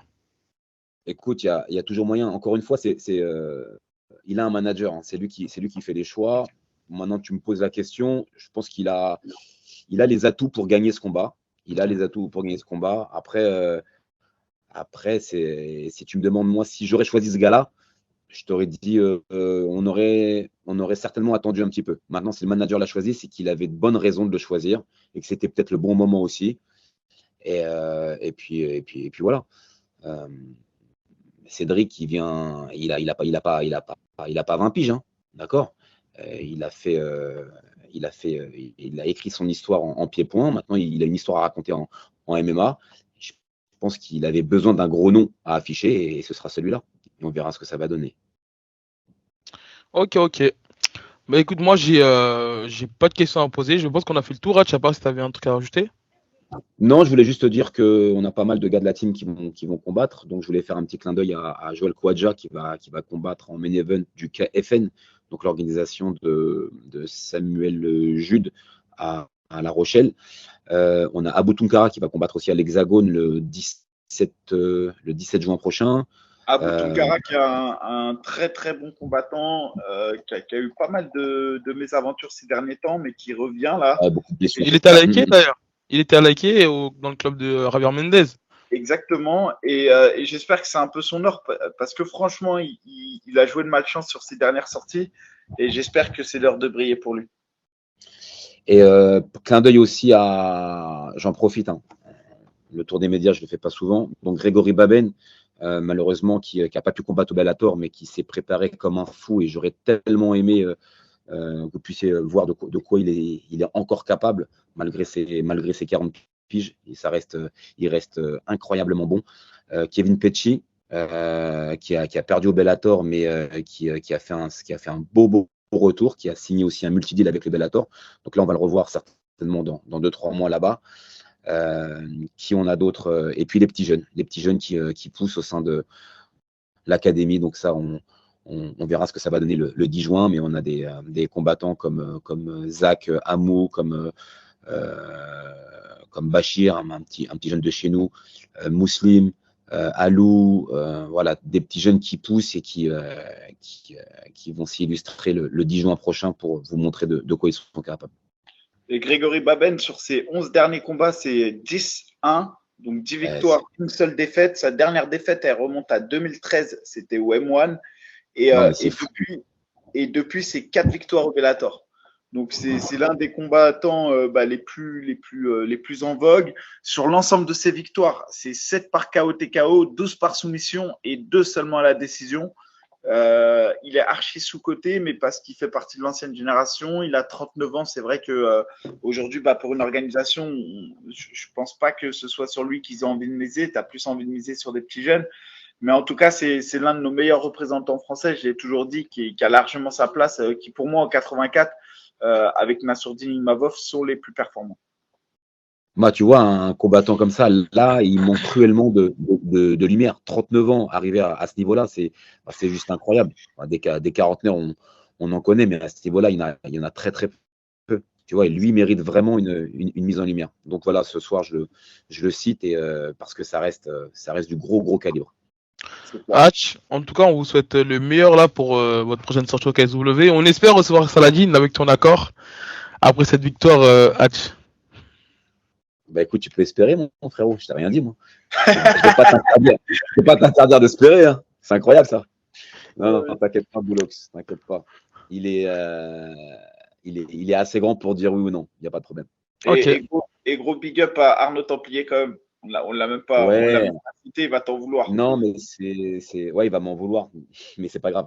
Non, Arnaud, justement, on parlait de Fabakary tout à l'heure et on parlait de certains réglages en striking, et s'il a gagné, c'est en partie grâce au travail d'Arnaud et de Boris, donc je les en remercie. Le travail aussi d'un nouveau venu au sein de la team Hatch Academy, c'est Maxime François en lutte, un très gros travail de lutte qui a pris aussi Faba sur des séquences assez importantes pour ce combat. Et Maxime François, qui je pense, sincèrement, et peut-être sur la place parisienne, je ne parle pas pour la France, mais celui qui adapte le mieux actuellement la lutte au MMA, ou du moins qui a vraiment cette volonté d'adapter la lutte au MMA. Je sens, en tout cas, quand j'ai travaillé avec lui, qu'il voulait comprendre les distances pour essayer même d'adapter, de mettre de côté certaines techniques qu'on peut faire en lutte, mais qui ne sont pas forcément adaptées en MMA. En tout cas, je pense qu'aujourd'hui, en France, on commence vraiment à avoir des gars en lutte. Ça manquait cruellement. Et c'est peut-être, je passe un clin d'œil, puisque c'est un bon gars. Et je vois qu'il a vraiment envie de comprendre le MMA pour pouvoir apporter sa lumière en lutte. Et donc, voilà, j'en profite aussi. Non, mais c'est vrai qu'il fait un gros travail. Il a acquis pas mal d'expérience parce qu'il entraîne aussi Benoît Saint-Denis. Toi, il t'a aidé sur ta dernière préparation.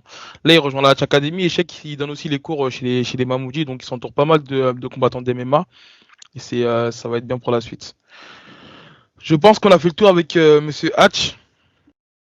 C'est quoi le départ pour la Pologne, là? On démarre mardi. Mardi, c'est parti. Mardi, grosse, comme je le disais, grosse pression. Mardi, mercredi, on va voir comment ça va se passer. Jeudi, dernier réglage. Vendredi, pesée. Samedi, fight dans le stade. Ça va être énorme. Et on va avoir besoin d'un putain de gros soutien du public français. Et je vous fais confiance pour et sachez que vous pouvez retrouver, ça fait quelques temps maintenant que c'est diffusé, mais il n'y avait peut-être pas eu cette communication. Là, maintenant, il y a une grosse communication qui va être faite. Mais au-delà de ça, maintenant, sachez que vous pouvez retrouver ça sur RMC Sport. Donc, allez-y, foncez, quoi. Et tous ceux qui n'ont pas encore follow, allez follow Saladin Parnasse sur les réseaux. C'est archi important. On le répète tout le temps. On a parlé de Fabakary Diatta, allez-y. On a parlé de tous les combattants qu'on cite à chaque fois. Allez-y, mais ça donne une force immense. Vous vous rendez pas compte, mais pour les sponsors, pour tout ça, c'est énorme. Voilà. Et un dernier merci à notre préparateur physique que je n'ai pas cité, qui s'appelle Michel Gillot, qui prépare donc tous nos athlètes professionnels. Et je lui fais un clin d'œil parce qu'il fait un gros travail au sein de la Hatch Academy. Voilà, et comme ça, je voudrais remercier tous nos intervenants, Eric de la Sablière pour la partie sol. Voilà, donc je pense que j'ai fait le tour. Merci à toute l'équipe de la Hatch Academy en tout cas, parce que comme je le dis et je le répète, tout seul on fait rien. Eh ben, écoute, merci le Hatch, merci en tout cas de nous avoir donné du temps et le meilleur pour vous samedi évidemment. C'est super gentil de votre part en tout cas. Merci à vous les gars. Salut Bonne Bolox. soirée, bon courage. Ciao. Yes.